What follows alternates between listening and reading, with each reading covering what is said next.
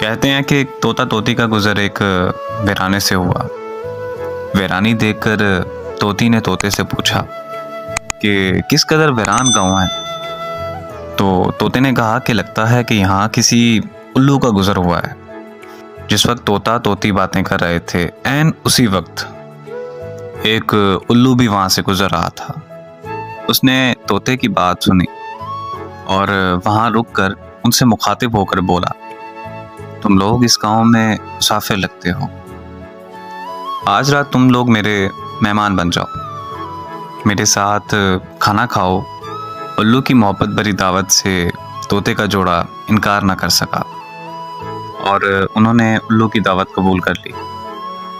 खाना खाकर जब उन्होंने रुखसत होने की इजाज़त चाही तो उल्लू ने तोती का हाथ पकड़ लिया और कहा कि तुम कहाँ जा रही हो। तोती परेशान होकर बोली कि भला ये भी कोई पूछने की बात है, मैं अपने खामन के साथ वापस जा रही हूँ। उल्लू ये सुनकर हंसा और कहा, ये तुम क्या कह रही हो, तुम तो मेरी बीवी हो। इस बात पे तोता तोती उल्लू पर झपट पड़े और गर्मा गर्मी शुरू हो गई। दोनों में जब बहस और तकरार ज़्यादा बढ़ी तो उल्लू ने तोते के सामने एक तजवीज़ पेश करते हुए कहा कि ऐसा करते हैं कि हम तीनों अदालत चलते हैं और अपना मुकदमा हम काजी के सामने पेश करते हैं। काजी जो फैसला करेगा वो हमें कबूल होगा। उल्लू की इस तजवीज़ पर तोता और तोती मान गए और वो तीनों काजी की अदालत में पेश हुए। काजी ने दलाइल की रोशनी में उल्लू के हक में फैसला दे दिया।